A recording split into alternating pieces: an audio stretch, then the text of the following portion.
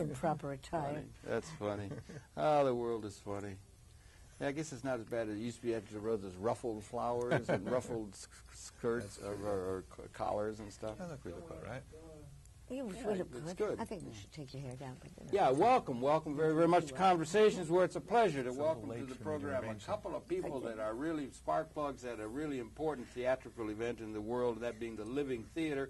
And if I may, I'd like to introduce on my far left is Hanon Reznekov. He is artistic director and writer. He's written a recent play that I had the pleasure of seeing. I want to say right at the outset, Capital Changes, which is appearing here in June of 1998. And Hanon, welcome very, very much to Conversations. Good to be once here again. Good to and, talk to you. and if I may, on my immediate left is one of the co-founders of the Living Theater, that being the legendary Judith Malina. And Judith, welcome very, very much to Conversations and to our new facilities at Manhattan Network. good to be talking to you again. It's so good to see you as always. You know, maybe it'd be worthwhile if we could. We want to talk about capital change. We want to talk about the projects that are needed in terms of getting Living Theater a permanent space here in New York and other parts and so forth.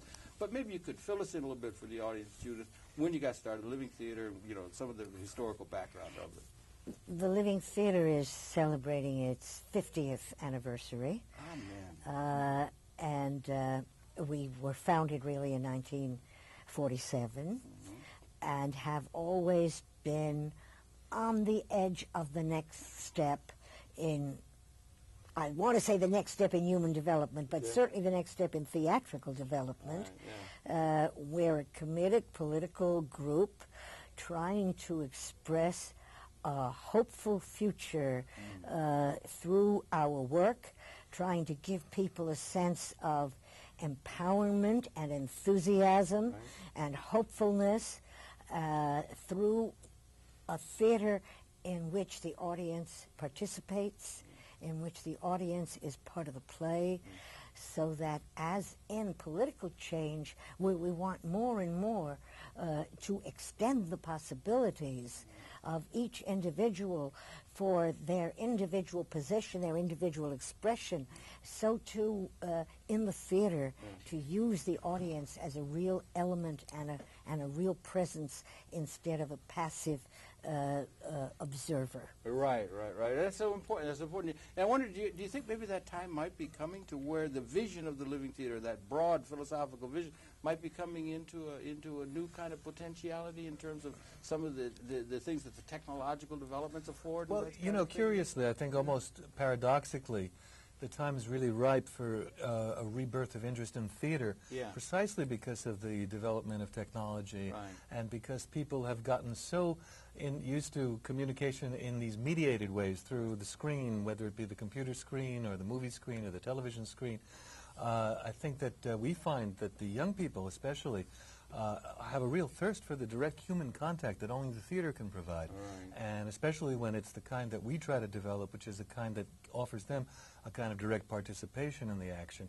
I think that the more and more we get to a world in which everybody's attached to their keyboard and screen, the more and more we have a stronger desire for people to be in a room with a bunch of other people, not just themselves alone with the tool, but to be sharing the experience both with other audience members and performers who were there in the flesh and blood. Yeah, you do it at Capital. We're going to talk about Capital Change, but Judith, the night we had the Capital Change I went to, they also had a thing at the National Art Club, and you were talking about your early experiences with someone who was an inspiration to you in terms of the theater, and who that person was, and maybe you could share that with us, because it's a philosophy of theater, a human philosophy of human interaction. It's really worth being aware of. Yes, Erwin Piscator was my teacher. He was a director in Weimar, Germany. He was the collaborator with Brecht. And between Bertolt Brecht and Erwin Piscator, they really invented the modern political theater. And they invented the techniques for new kinds of theater. They extended the theater into what Piscator called total theater. Total theater. Total theater. Yes, now, total theater. Living theater. Total theater, living theater. What does that mean? It means that everything is theater. Right. It means that we're theater when we walk on the street. We're theater when we're riding in an elevator. But then, wouldn't it be that if everything is theater, that nothing is theater? No. What does that mean? It means that when you're on stage, when you're making theater, you're acting at your highest potential.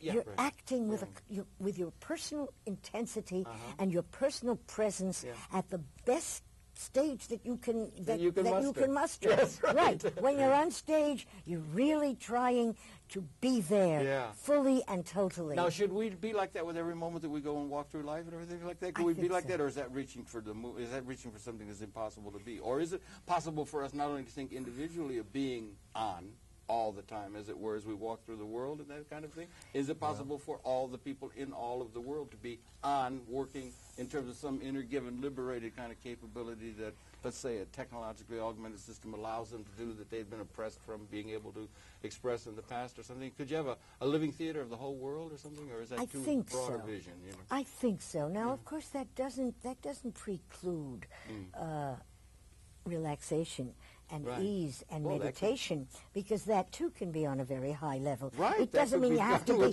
all excited all the time. No. Because sometimes just by deepening, just by extending the horizon, just by going deeper, by exploring the quieter profundity, we can also be on, as you say. Oh, absolutely. So that, yes, I'm a committed optimist. Yes. I think we can do it all the time. I think we can live fully at every moment. And in a certain sense, when you make theater and when you feel the theatricality of the moment, I think that happens.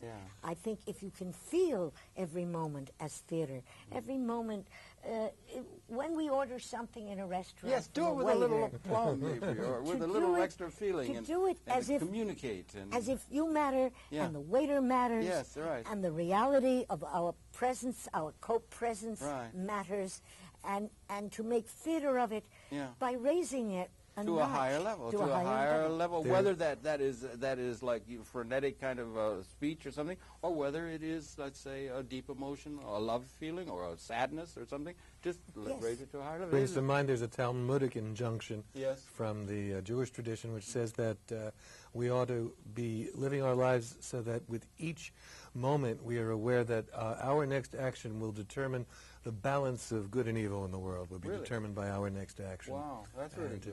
Take that's on that responsibility. Well, we can find some of those things that have led us in that direction, things that get in the way. People can be able to do that. They got this movie now that's very popular now about Truman or something like that. And that Truman, the film, Truman story, and the man's life is a film or something like that. And it's right out of the living. I don't know if that has any relevance here or not, but it seems to be very popular movie now, and they're saying that a person's life was like a theater or a television program or something, or a film or something like that, you know. This is related to what Erwin Piscator meant by total theater. Right. Of course, nowadays, what he meant, of course, was the use of technology. He used film, he used slides when that was very new. He used mechanical stage devices. If he were alive today, he'd use lasers and holographs and be working on the high-tech aspect. Right. But I think modern theater has translated this in a different way, because so much of modern theater is done without the great Broadway budgets. Right. And what it has come to mean is, for instance, theater in non-theatrical sites, theater in site-specific spaces, theater in, we have done theater in hospitals, in psychiatric hospitals. We've done theater with children in schools. We've done theater in front of factories. We try to find that space that will open the theater to more possibilities. Right.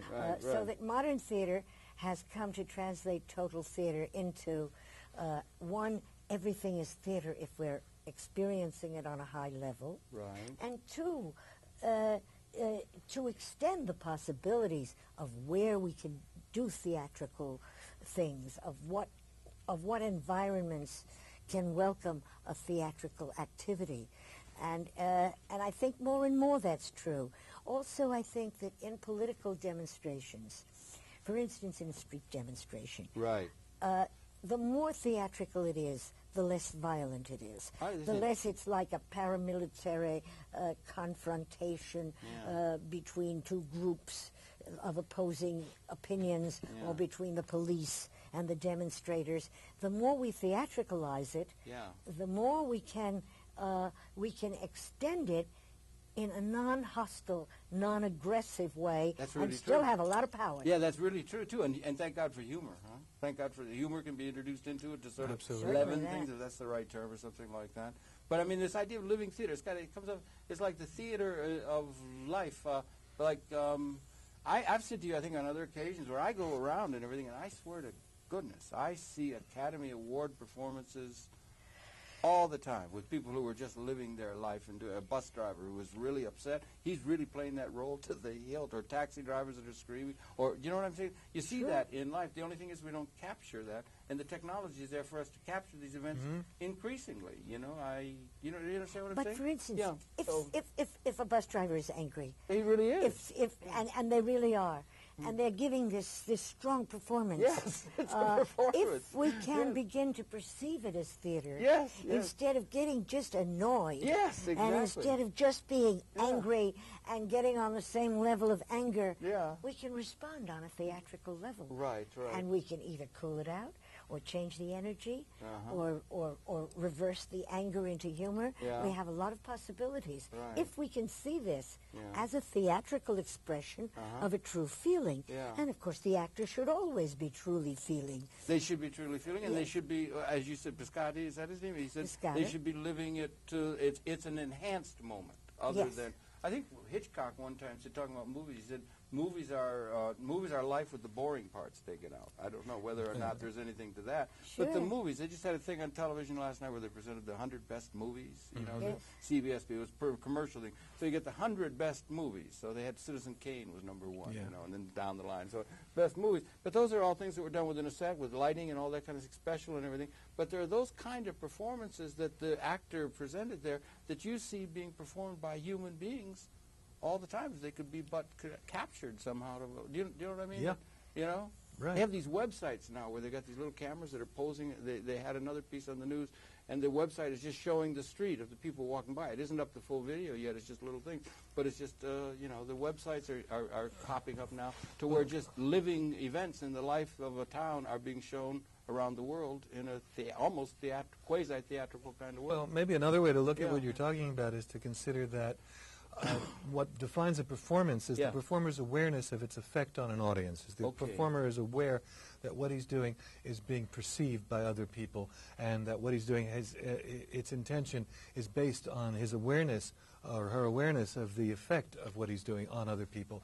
And this sounds like a pretty good principle for civil human conduct. Yes, right. If you think about it, that instead of being totally absorbed in our own emotional state, that we should have in the forefront of our minds the whole time when we're dealing with other people the effect of what we're doing on them. Yeah, that's right. And in that sense, it gains a performance dimension if you do take that into account, and so then it does become the kind of living theater you're talking about. Yeah, right. And what you've been pioneering, and it seems to me, I can't help thinking that you've been pioneering a kind of view of the theater and everything that whose time, maybe in a very large kind of way, maybe is coming in a way that people have not perceived away from just necessarily stylized, commercialized kind of things, and that. So you guys are on the leading edge. Well, let's hope so. We are still very committed to this ongoing research, and we feel we've still, after 50 years that the Living Theater's been working on it, we still feel we've really just begun this extraordinary attempt to define, act, and invent ways for the audience to participate actively in the event. And, we could just recount various ways that we've experimented with this over the years. I mean, a lot of people are aware of Paradise Now, the play that the Living Theater created in 1968, in which destroyed all the boundaries of the theater up to that point, in which the audience was invited to join the actors, getting naked, making love, smoking dope, burning money, all those 1960s things. And since then, we've tried to find more structured, more creative ways for people to participate, and it's a very challenging task. And Yeah, we come up with all kinds of ideas. We did a version of Prometheus, which is, of course, the story of the millennial prisoner, the guy who's chained to the rock. And so when the audience came into the theater, they found the actors, the entire cast, chained to seats in the audience. And they had to figure out that until they took the initiative to liberate us, nothing else was going to happen. That the play couldn't start until they took the responsibility to free us. Or go ahead. Yeah, so that's one way of getting them to participate. And we've tried all kinds of things.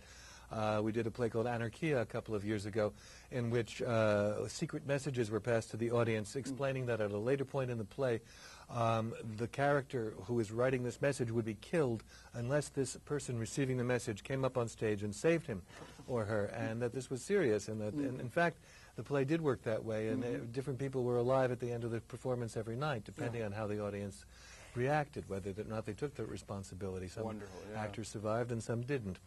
And now, of course, in Capital Changes, we have another take on this question. It was a wonderful. It's still on now. Oh yes, we're talking June 17th, but it goes through June 28th. Yeah, it's probably going to be about over by the air. But anyway, it's great. It's a very interesting effort there, in which we're trying to explain how capital works. Yes. What really happens. When stocks and bonds are traded. Yeah. And so the characters, 13 various characters from various periods and in various geographies and various in life, many various stages in life, from an Indian beggar to the Empress of China, all go out and offer to the audience, make an offering of selling shares in their future. Right. And when the audience buys a share in one character... And you come right into the... I was there. You come right in the audience. You sell stocks. So the characters are selling their own shares, right. You think this person's going to be ahead at the end of the play? Are they going to make out or not? And people actually do lose or win money on this, And in this process, you see the function... You see the function of the market, and experience it in a personal and theatrical way. Right. You don't lose a lot of money because we don't price ourselves very high, but the mechanism becomes clear because you're actually handing somebody $2, and you don't know if you're going to get it back. Yes. And instead you get a stock certificate. Yes. And you look at that stock certificate and you say, is this going to work? Is this person going to make it to where they're worth a lot more in the future than not? Or is this person going to come out and you're betting on them? And well, in a part you're betting on them, but like in the real stock market, it depends at least as much as how many people share your feeling and how many other people buy that stock. Yeah, that's right. Is what determines the price. And then at the end of the play, I don't know if it's fair for me to say, but at the end of the play, the stocks are able to be traded in and in order to get their fair different value. Results every night. And there's somebody there very carefully figuring out the fair value of all of these people. And it all is absolutely marvelous. It's down at the City of the... Theater for the New City, Yeah, down on First Avenue there. Yeah, on 10th Street. And it was highly recommended. I've been telling people, but... well, we'll be back. again on we'll be doing it again next season. But this is the thing, again, to involve the people in it, right? And it really does. It was absolutely marvelous evening we had. I just thank you for that. Thank you. Just personally getting involved, Yeah, no, we're having a lot of fun with it. Yeah. And it's always that kind of idea. You want to try and keep them involved. We're talking about the theater. Also, another thing we want to be sure we talk about, and let's talk to it now before we maybe let it slip by and everything, is the Living Theater has had 4 times, if I'm not mistaken, over the long history of it, this great cultural institution in New York City and so forth. They've had different locations and so forth. And there ought to be a permanent location in this, the capital of the world, in New York City. And this is something that I think we ought to talk a little bit about, don't you? Or maybe you could share a little of that historical development of where you all were located. You used to be down in Fort. Well, historically, the first venue of the Living Theater was the Cherry Lane Theater, historic off-Broadway theater before there was an off-Broadway. In 1951, the first production of the Living Theater got started with its first productions in 1951 at the Cherry Lane, and that was closed by the fire department in 1953 after 2 seasons, and then they rented a space up on Broadway at 100th Street. Was that related? If I may, was that related in any kind of a way that could be Was that a legitimate thing on their part, or were they objecting? Well, you know, it's hard to say. There are always questionable motives here. Yeah. I mean, there was feeling that perhaps some members of the establishment felt threatened by various aspects of the company's work, even then in the very beginning. Whether for, we shouldn't even go into it, but there were the nature of the neighborhood, and there was questions about organized crime, and there were questions about protection money, there were questions about the sexual conduct of the company, and so there was a lot of reason to believe that the decision to close them down was not entirely based on fire considerations. Right, okay. And the same thing a couple of years later, at the space on Broadway uptown on 100th Street was closed down by the buildings department, again after a similar scenario. And then finally, then the third space was the Living Theater on 14th Street, which a lot of people remember, from which was opened in 59 and ran through 63 when the IRS closed it down, even though their charges of tax debt were thrown out in court. They did manage to close it down for long enough to get this company out of there. Well, it might be worth just mentioning here, parenthetically, but not so necessarily, that the Living Theater has always been, in a certain sense, on the side of human liberation, has been politically involved. That's true, of course, And many of their attitudes have been sort of anti-establishment, and the whole system is authoritarian, and so you could find where talking about people might have a non-hierarchical, some of the things that you're talking about. Non-hierarchical, non-exploitative society, and that's obviously going to be threatened. Non-hierarchical, non-exploitative. Right. That's the kind of society you want. That's almost subversive. And certainly on 14th Street, where we were doing a play critical of the United States Marine Corps, the brig. There was a great question in our mind whether the taxes, which we were not culpable for, really even figured into it, or whether it was a question that a lot of people don't want to see an anti-military play. A lot of people don't want criticism of the United States Armed Forces. That's right. And a lot of people don't like anarchists. Yes, they do not like anarchists. You always were. You were involved in that, and you were involved in that. That you have been. You always have been. And you're also and you are, despite, you said in a little speech you gave at the club, was very, very moving, if I may say. Maybe it was just trippingly off your tongue, but it was moving to me as in the audience. But you said, among other things, you've been a pacifist, and it's a difficult road to follow. And to be a pacifist, it's very difficult because the gods of vengeance are so easily roused in people and so forth. But maybe you could talk about that, because you've been that, and it ties into your anarchism. Well, pacifism frightens people. Yeah. It frightens people because we're suggesting that people disarm themselves in an armed world. And this scares people. Sure. They feel vulnerable. They feel unable to defend themselves. They become defensive, and they become angry. I'm an anarchist because I'm a pacifist. I think that the anarchist possibilities for human organization are really the only pacifist forms of organization that I know of, because they preclude violence, they preclude punishment, and a non-punitive system is again very frightening. Well, we like to think it would work. Well, but I mean, we like to think it would work better than a punitive system, than a vengeful system, and I think that that's true. But I think people are frightened. I think people don't have, as it were, the courage to go ahead and do what they believe. I think people are pacifists in their hearts. I think most people are pacifists in their hearts, but they're too scared to act on it. Yeah, that might be a view of human nature that is worth considering, other than the view of human nature. So many say that they're so beastly. Right. There's a side of human nature which is much more angelic than we might want to think. I think people are angelic, and but that's they're scared. subversive, yeah. This fear is nowhere more visible than in the ongoing debate about the death penalty, with nothing but fear can be really seen as the reason for people to support the death penalty, since all the research on the subject seems to indicate that it isn't a deterrent, so that the argument that it prevents people from committing violent crime doesn't seem to have any basis in fact. But people instead have this emotional feeling that it's somehow a matter of completing a cycle. I mean, you know, what we used to call revenge has lately been renamed by the media, really, closure.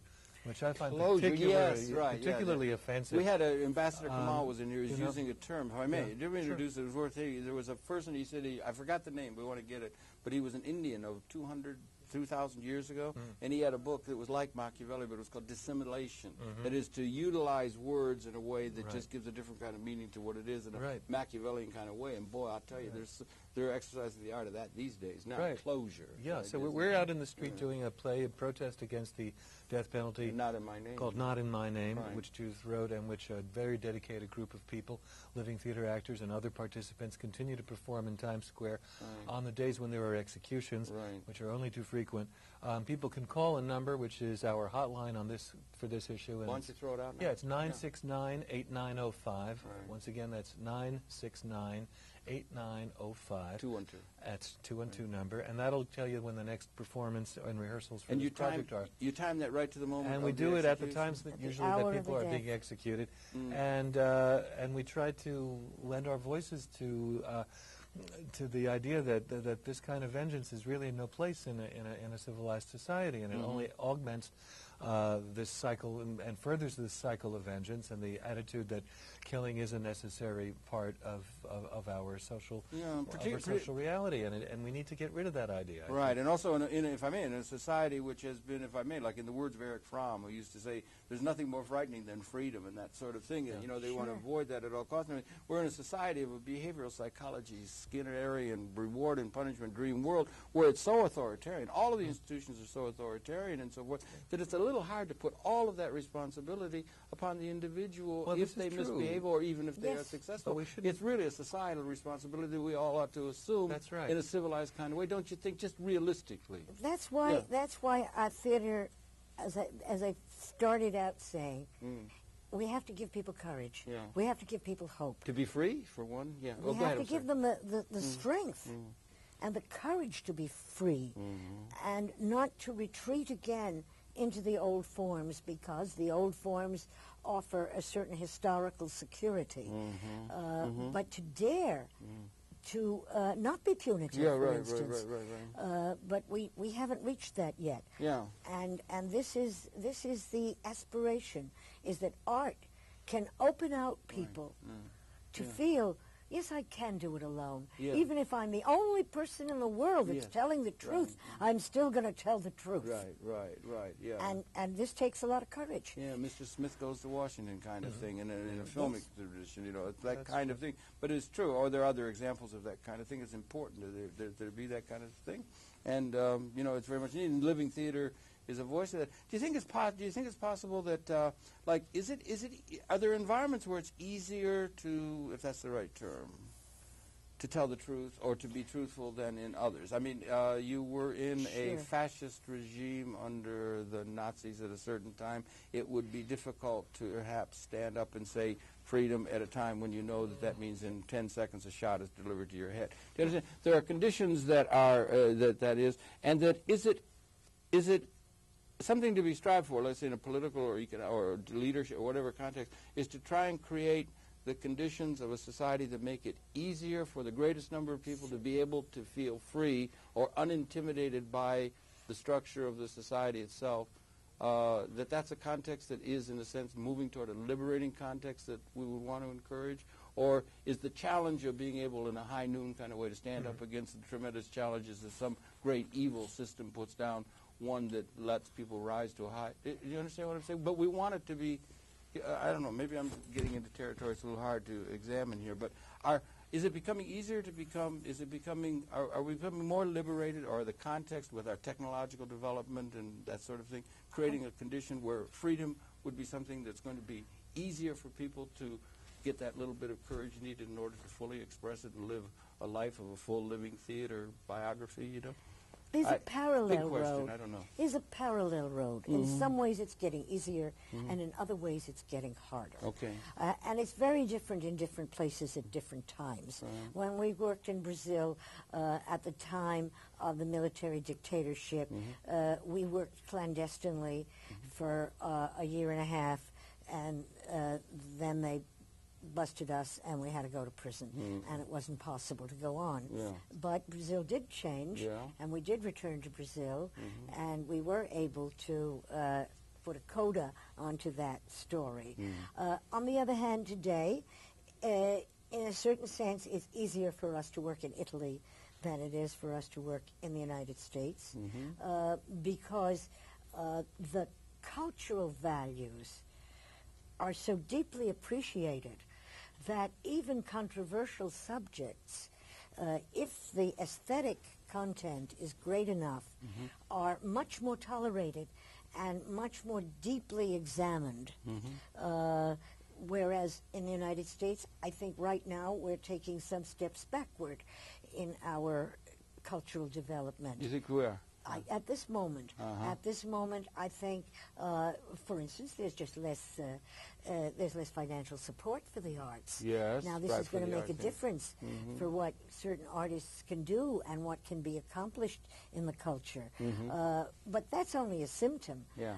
I think there's also a certain sense of repression of expression. I think there's a certain tendency toward the right to tighten up rather than to open out possibilities.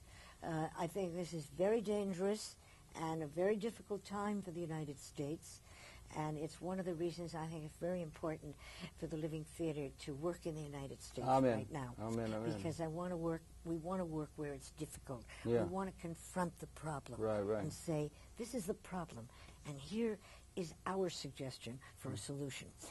So that the more difficult the problem is, the more dramatic and the more theatrical possibility is for presenting solutions. So right now we're looking for a space in New York City where it's hard to find a space, where it's hard to find support, but where the tension is such, where the catalyst exists, where the struggle between a more open art and a more restricted art is dramatically present. So we're looking for a space here now. We have just been given a space in Italy. Yeah. Oh, where wonderful. we will be able to work. Wonderful. And where we will be able to establish, what's it called? The Centro Living Italia. Italia. Living Yeah, Italia. that sounds nicely. And we are going to be able to establish a place there, but it's very important for us in the parallel of our work to be able to work also in the United States, to be able to be part of preventing this tightening up, opening up just at a time when things are difficult. Yeah. That's when the difficult time is there, is when the force is needed ever more, in a sense. Of course. Perhaps, right? Yeah. I think so. Yeah. Okay. Yeah. I can see it. so. And you're trying to find a place here in New York, and people ought to be aware of that, because that's a pretty difficult kind of thing, and there should be. And why not just say, well, if they're going to be that difficult, why don't we just go where it's easy? But it's important to be in New York City. We want to do as we come up to the millennium. Sure. New York is an important cultural center that you want to be, that you should be here, right? The Living Theater has always gone where it's difficult. When we went to Brazil because there was a military dictatorship, not because they have such a glorious climate and such glorious and theatrical people. Yes, right. And we went to Italy when all the factories were closing. We went to Pittsburgh when there was a crisis in the steel industry and did plays about that. We like to be where the action is. And where the challenge is, right? Yes, where the challenge is. Yeah. And put our input, our libertarian, anarchistic, pacifistic views over and against the tendency to retreat from the important values. Even if those are very, very quote unquote popular in the culture, it may be even more important to be able to have a countervailing, as you do with your "Not in My Name" right in Times Square. Yeah.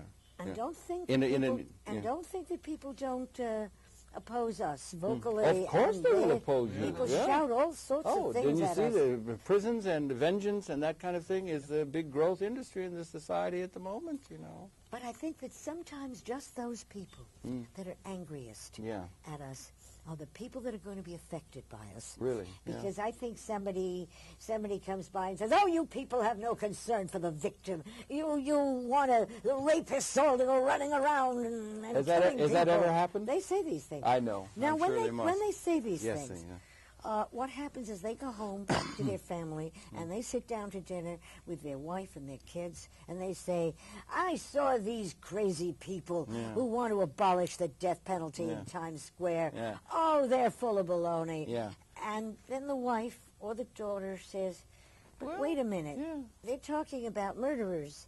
Now, should we be murderers because these murderers are murderers? Should we be murderers too?" And they begin a dialogue.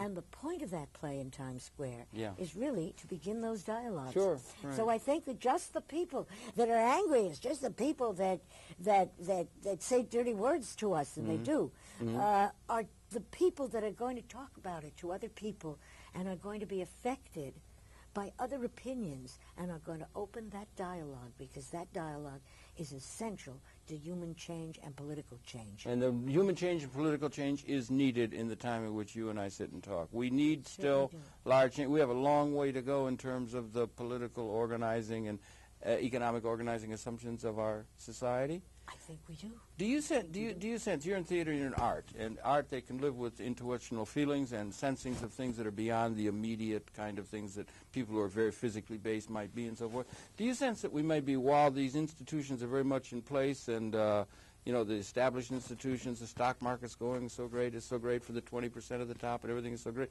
but that there is inchoate, perhaps in a great number of people, a sense that there is, maybe it can't be seen in the immediate news that's reported and so forth, but inchoate, there is a sense of growing, I don't know, maybe coming off angst or coming off alienation, but there is a growing sense of a need for some sort of a largely seen a reaction, maybe is the right word, or a liberating kind of reaction that might be hard to see in terms of we look at the everyday news and so forth. Do you understand what I'm saying? That it might be a time of a sort of quantum kind of development politically and economically that might be hard to see at the moment, like these things come like punctuated equilibrium in evolution or something like that. There might be something politically coming that can't be seen, or I just wonder, how do you sense things intuitively, perhaps? I think those people that can't be seen are the young people, are the kids that are in school. I think there's a lot of anxiety, confusion, uncertainty there, and I think that if the culture can give some support to that the generalized angst and the great sense of disorientation that is certainly part of our present moment, a sense that things are changing, but what's going to happen? A disquieted feeling of, yes, the stock market is rising, but the poor are poorer and not richer. That's right. You know that they say that in Eastern Europe and in Russia these days, people have begun to say that they understand that for all those years the communists were in power, that they were lying to them incessantly whenever they spoke about communism, telling them lies. But that they're just beginning to realize that when they were talking about capitalism, they were telling the truth. In fact, that's really fun. Terrible stuff going on. Marxism is having a new vogue. I mean, his prescriptions about what communism could achieve seem to have been perhaps ill-conceived, but his analysis of how capitalism works and its effect on people seems to be really on target. And that doesn't seem to be any less true today than it was in the 19th century. I think that we really need to reinvent our whole, as that's what the Living Theater's been saying for a long time, our whole way of looking at how we relate to each other economically as well as on all other levels. That this unspoken reality that nobody gains without somebody else losing. The zero-sum thing, is a mistaken model, and it's not a necessary model. That there are other ways of approaching it, synergistic ways, holistic ways, and we don't need to look at it as a competitive situation, and especially with the technological capacities we have. It's no longer a scarcity situation. Now, that is something that's really very, very important. Bakunin or Murray Bookchin had wrote Post-Scarcity Anarchy or something. Murray Bookchin had written on that and so forth. And that idea, and I may bring up a guy that we both loved, I think, very much, was Bucky Fuller, who's, you know, not as well understood by some of these young people as he might. And one of the principal things that had to do outside of the philosophy of the whole of comprehensive understanding of cosmos and that sort of thing, but coming down to material reality, his contention was that 200,000 years, well, he didn't know 200,000 years. 200,000 years ago, we first appeared mitochondrially, all coming out of Africa, and that there were always more have-nots than haves in terms of our technology, but that we were gaining through the technological development. And Fuller said that we got to the point on a world system scale where there were, in reality terms, more haves than have-nots at a certain point. And he said we crossed that line in the year 1970. That was according to his calculations in World Game. That thing that Bobby Dylan was singing about was very real, that we were crossing the line from where there were more haves than have-nots in an ontological reality. It wasn't just an idealistic projection. And that, if that is the case, that is the most monumental change that's ever occurred. And it goes totally unspoken by our political or even our intellectual leadership as a grounding principle by which we can begin to understand what possibilities are open to us. We're a young species. You know, people forget that recorded history is really a very short period of time. Cosmologically speaking. You know, I just looked at the date on a piece of paper the other day, 1998, and I thought, gee, that's a small number. Yeah, it is. And even if you add 10,000 years of history before that, it's still an awfully short time in terms of the development of a civilization, the development of a species.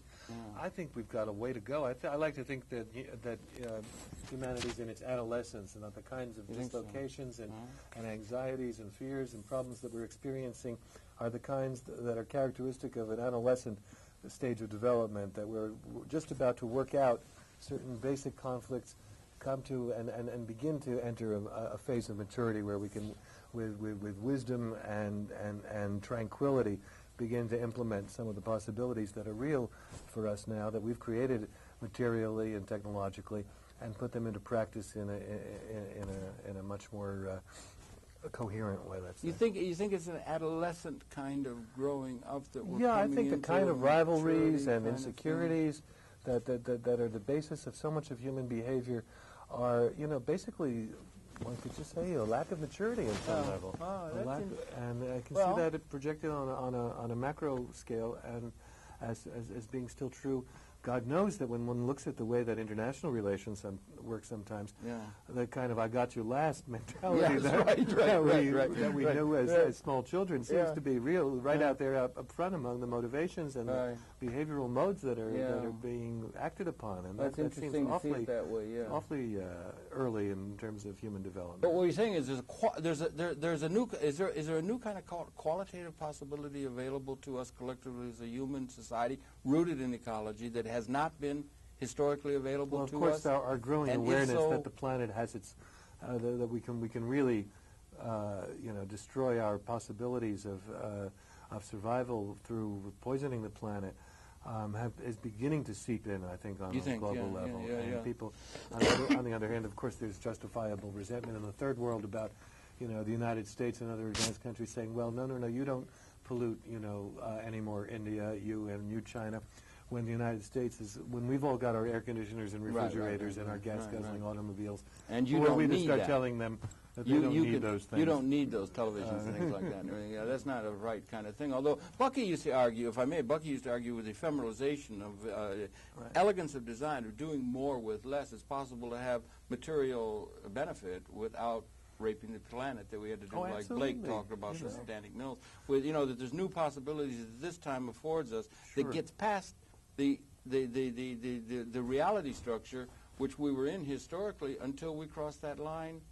It was a zero-sum thing. In order for one to gain, another had to lose. If you're in a zero-sum, but we've transcended that, and we don't ever hear any of our political leadership or any of our economic theorizing or notions of social organization predicated upon this new reality which is emerging, and that reality will be emerging whether the political or our leadership understands it or not. It's just sort of coming by larger forces. Because and it can only come about the art could free that.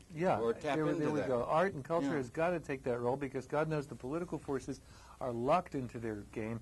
The whole campaign contributions and electoral politics are such severe limitations on what people in government can do that their hands are really tied, you know, and it can't come from there. It has to come from somewhere else. It won't come from there. What do you think? It has to come from the arts. You it has think to come from culture. Yeah. It has to come from the individualist thinkers who are kinds of artists, you know, the thinkers and those people that are trying to hew a way through the confusion and the contradictions. People that are willing to face the contradictions and say, here they are, and they're contradictory, and how do I personally deal with it? Right. Yeah. And I think that this takes a certain kind of strength that comes through the culture. Right. I think young people today are grasping for something, either are that looking or gasping. For something. Gasping under the conditions that exist and grasping for something new. Yes, but this search means that search opens a field into which the culture and the artists and the individual thinkers and teachers and, you know, everyone from a painter or a singer to people like yourself that are searching through ideas, that are trying to disentangle the confusions and the contradictions and to clarify. I think that the young people are searching for a better world to live in. I don't think they want to enter into this muddy mess that's been left them. And I think they are the ones that are going to take up the next step. But we have to give them an art, a culture, a music, a poetry, and they don't read books. It's very terrible that they don't read books. A philosophy, and maybe an economics. Economics. Yes, economics is the great oppressor, no? Or is it? Yes. Is it not economics that most people feel oppressed? Absolutely. When it comes to it. Because economics is the accounting of it all. Also, economics is sometimes, you know, it's interesting, we were talking about Bookchin and others and everything, but economics is called in some places, it's the allocation of scarce resources. That's and right. we're really coming into a situation where the scarcity is not the reality. That's right. Yes, that's And you have going to strange change people it. going around saying that. George Gilder, way out on the right wing, says it. Other people say it. You know, they got these kind of things. Like there's a transformation coming. And that vision of that is going to come from the arts, or as you said, the living theater, and people like you. It's going to come from the arts. It's not going to come from people that are well ensconced and already have internalized the organizational values of the institutions that we've inherited. We've inherited institutions that were all predicated upon behavioral psychology, reward and punishment, authoritarian, you know, all of this. And those are practically all of our institutions, educational, prisons, multinational corporate structure. All of these things are going to be there. And if the people are in it, they're going to have a harder time, if they have a stake in terms of their immediate security in those organizations. It's going to be people who are outside the bubble that are going to be able to see the new possibilities outside the fishbowl. And that's the creative community, is it not? I think so. And as you say, I think that our capacity to create abundance is really key here. The technological capacity that's quite new in the world really only exists in the last... Only since 1970. That's like 28 years we've had more haves than have-nots. It's extraordinarily new. If it is true... And if you look at the world population... we should have a Manhattan Project to examine that proposition, and they never bring it up. That's right. And people are frightened of the world's, poor and the quantity of poor people in the world. But, 6 billion people in the world is not that huge a number. Not at all. It's a big planet. UN says it'll level out about 12. They could all become full partners, every one of them. And every one of them could have everything that they needed and wanted. It's not that hard for us to achieve at this point. And we've just got to get rid of some bad habits. That's right. Bad habits and bad institutional assumptions, perhaps, and bad, maybe, I don't know, economics. You were talking about economics. Marxism, these are parts of the bad. That's something. I like binary economics and this kind of thing that's happening, the idea of spreading.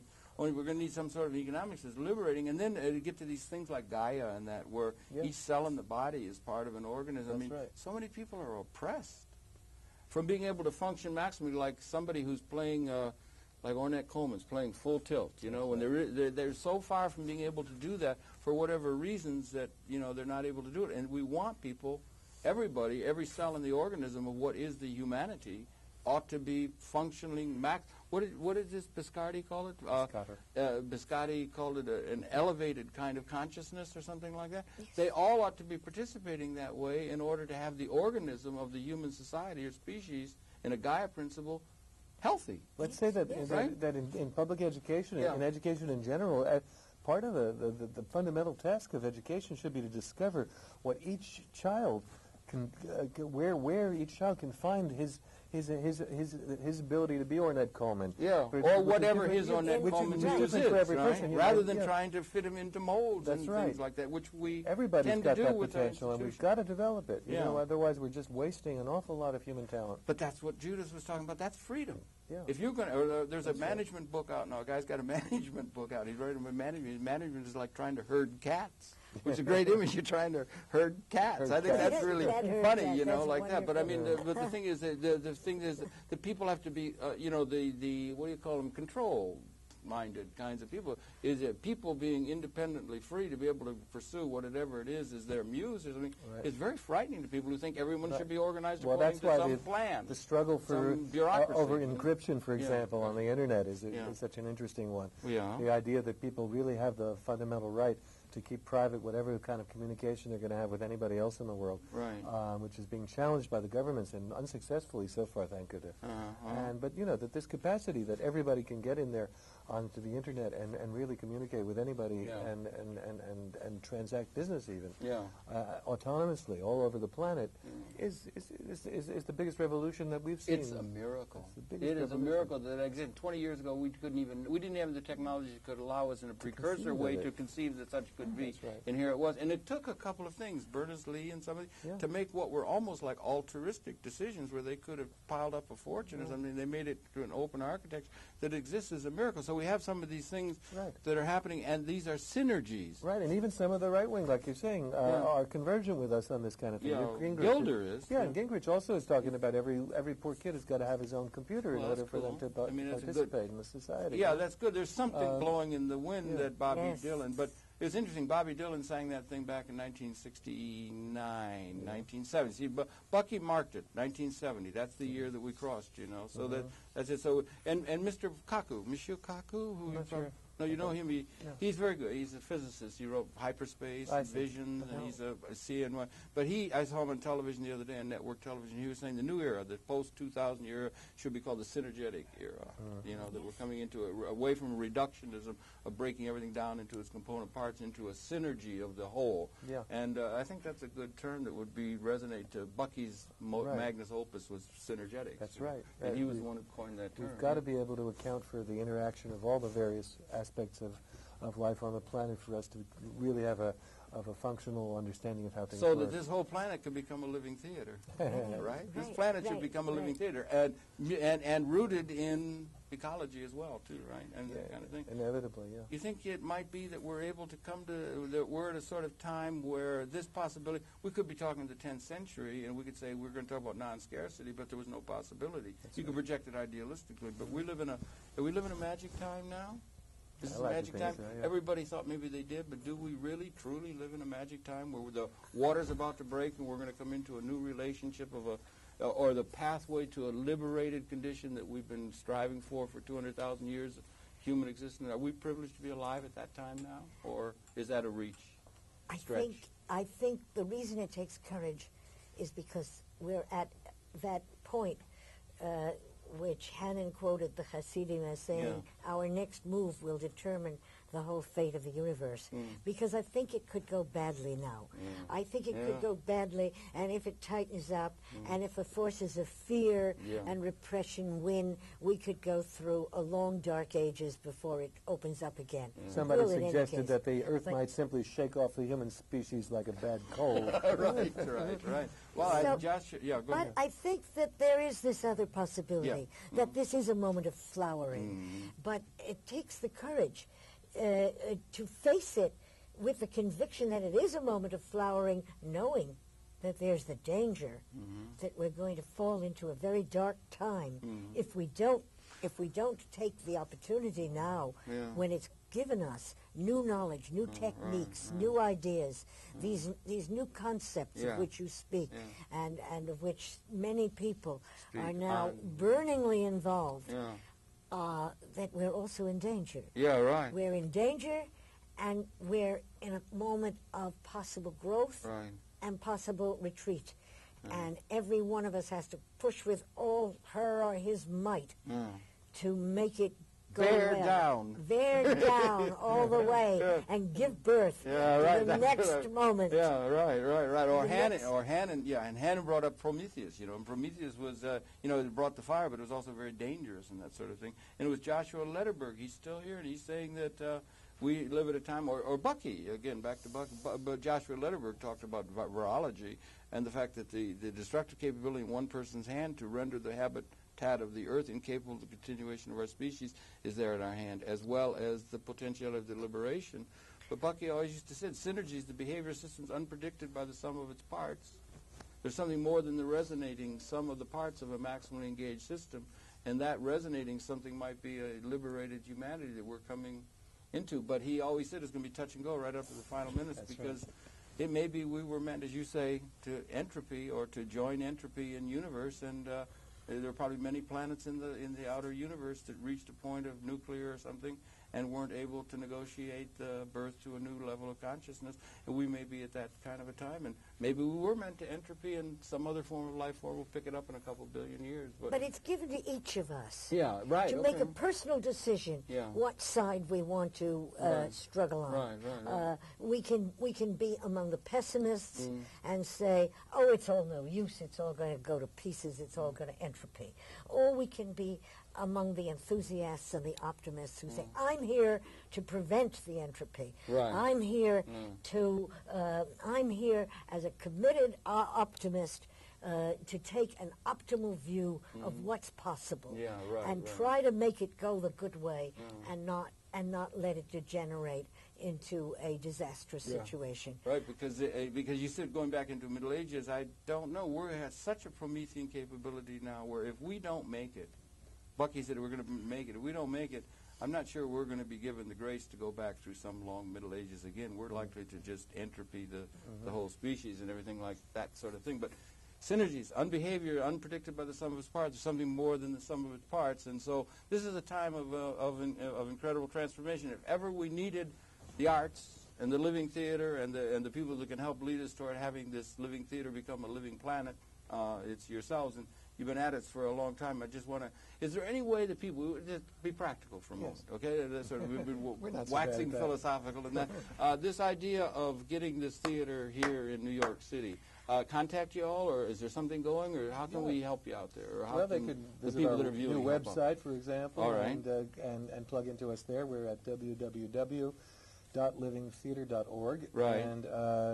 And we can be reached at 212-865-3957. Okay. And if anybody's got any ideas about sites and strategies, we'd be glad to hear them. Okay, that's good. And there should, and people who are listening to this, they should be. And so now, one last thing. You got some works. Are you going to be going back to Italy this summer? Yeah, we're going back to Italy this summer and to France, and we'll be taking work over there. We'll be at the Avignon Festival, the Spoleto Festival, and we'll be doing some workshops also and creating some new work in Torino and in Palermo, and looking at this new space that we're supposed to begin to operate out of near Genoa. It's in Genoa, yeah, right? That's just outside Genoa. Columbus's hometown. Yeah, that's right.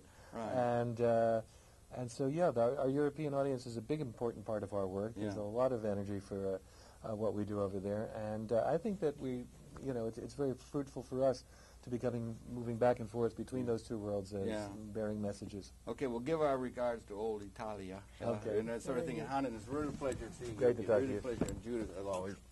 First Lady of the Theater. Happy to welcome you to the program once again. Conversations, that's it. We'll see you next week. That's it for now. Running out of time. Again, thank you very much for coming in. See you next week. Until next time. Thank you, Errol. Thank you. Okay. Well, we got over a whole lot of things. I got a piece of literature. I got a chance I'll give to you to take, sure.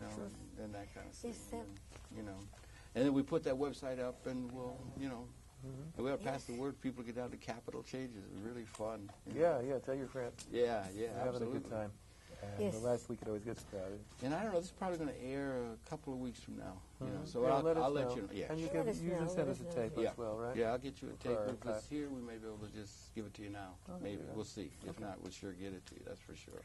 But we're going to race now against the clock because we've got something else coming in? Yeah, there'll be somebody else coming in, so, that's good. What do you do, three in a row? No, we did two. We did one with Mr. Kamal about, about India. What an interesting subject.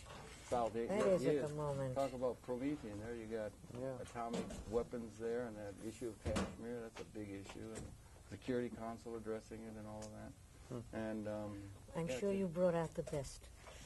well, I mean, there was a lot. He's an awfully. We're clear. Okay.